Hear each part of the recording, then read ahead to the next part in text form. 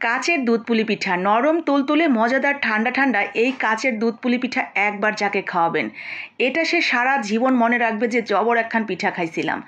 এতটাই মজাদার এবং সুস্বাদু, মন প্রাণ আত্মা কলিজা সব একেবারে ঠান্ডা হয়ে জুড়িয়ে যাবে। অসম্ভব মজার এই কাচের দুধ পুলি পিঠা একবার হলেও বাসায় ট্রাই করবেন। এটা পিঠার জগতে এক নাম্বার আমি বলবো। অসম্ভব মজার এই পিঠা তৈরি করার জন্য আজকে আমরা এখানে ব্যবহার করেছি ছোট দানার সাবুদানা। তো আপনারা বড় দানাটাও নিয়ে নিতে পারেন।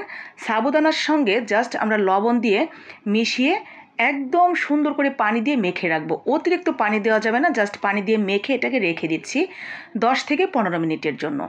10-15 মিনিট ওটা ভিজতে থাক। এদিকে আমরা একটু নারকেল কোড়া, সাথে একটু খেজুরের গুড় আর অল্প একটু পানি দিয়ে নরম পাকের একটা পুর তৈরি করে নিচ্ছি।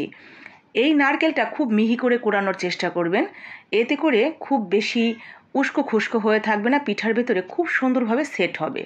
তো একদম মিহি করে নারকেলটা কুড়িয়ে নিয়ে ঠিক এইভাবে নরম পাকের একটা পুর তৈরি করে নেব। তো আমাদের পুরটা কিন্তু রেডি হয়ে গেছে। আমরা এরকম নরম নরম ভেজা ভেজা রেখেই নামিয়ে নিব। এরই মধ্যে আমার সাবুটা কিন্তু খুব ভালোভাবে ভিজে গেছে, দেখতেই পাচ্ছেন। এক বিন্দু পরিমাণও ভেতরে কোনো কিছু নেই। এখন এর সাথে আর কোনো কিছু দেওয়ার দরকার নেই, শুধুমাত্র হাত দিয়ে আটা মাখানোর মতো করে মেখে নিয়ে সুন্দর করে একটা ডো তৈরি করে নেব। মাখাতে মাখাতে একটা সময় দেখা যাবে ঠিক এরকম একটা আঠালো আঠালো ডো তৈরি হয়ে গেছে। এরপরে হাতটা সুন্দর করে ধুয়ে নিয়ে হাতে একটু ঘি, তেল অথবা বাটার সুন্দর করে মেখে নিয়ে যত বড় বড় পুলিগুলো তৈরি করতে চান পিঠাগুলো ঠিক সেরকম অনুসারে ছিঁড়ে নিয়ে হাতে একটা বলের মতো তৈরি করে বাম হাতের তালুতে রেখে ডান হাত দিয়ে চাপ দিয়ে ঠিক এইভাবে আমরা ছোট্ট ছোট্ট লুচির মতো বা রুটির মতো তৈরি করে নেব। চতুর্দিকে যাতে একই সমান থাকে ঠিক এইভাবে আমরা চাপটা দিয়ে প্রত্যেকটা রুটি তৈরি করে নিচ্ছি। ব্যাস, আমাদের সবগুলো হয়ে গেছে। আমার এছাড়াও আরও 2টা আছে। এরপরে যে পুরটা আমরা বানিয়ে রেখেছিলাম সেই পুরগুলো একইভাবে আমরা সবগুলোর মধ্যে বসিয়ে নিচ্ছি আগে। তো সবগুলো একই মাপে বসিয়ে নিয়ে জাস্ট এইভাবে 2 পাশ থেকে ধরে একটু সামান্য ছোঁয়া দিলেই কিন্তু এটা জয়েন্ট হয়ে যাবে। যেহেতু এই সাবুদানার ডোটা খুবই আঠালো, তাই জয়েন্ট হতে কোনো সমস্যা হবে না। জাস্ট একটু সামান্য চাপ দিলেই এটা জয়েন্ট হয়ে যাবে। তো সবগুলো আমি একইভাবে জয়েন্ট করে নিয়েছি। এখন এগুলো আমরা দুধের মধ্যে দিয়ে রান্না করে নেব। আমি পিঠাগুলো তৈরি করতে করতে চুলার দুধটাও বসিয়ে রেখেছিলাম, আর দুধটাও কিন্তু জাল হয়ে গেছে।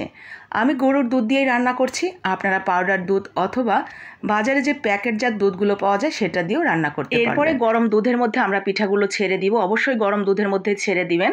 এরপরে 10 মিনিট বা 15 মিনিট লো আঁচে রেখে সিদ্ধ করে নিতে হবে।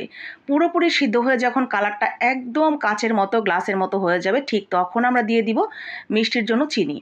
যতটুকু মিষ্টি খেতে পছন্দ করেন সেই অনুসারে চিনি দিয়ে একটা এলাচ দিয়ে রান্না করে নামিয়ে নিয়ে এটাকে নর্মাল ফ্রিজে রেখে ঠান্ডা করে এরপরে পরিবেশন করবেন। আহা, এটা যে কি মজার খেতে! আমার তো মনে হয় আপনি বানানোর পর এটা একটা খাওয়ার পর আপনি আর কাউকে দিতেই চাইবেন না, এত বেশি মজাদার। মুখে দেওয়ার সাথে সাথে মিলিয়ে যাবে। আর অসম্ভব মজার একটা পিঠা, একবার হলেও বাসায় ট্রাই করবেন। আমি নিশ্চিত আপনি এটা খাওয়ার সাথে সাথে বলতে বাধ্য হবেন আলহামদুলিল্লাহ, মাশাআল্লাহ। এত মজাদার পিঠা আমি জীবনেও খাইনি। দেরি না করে ঝটপট বানিয়ে নেবেন। ভালো লাগলে লাইক কমেন্ট শেয়ার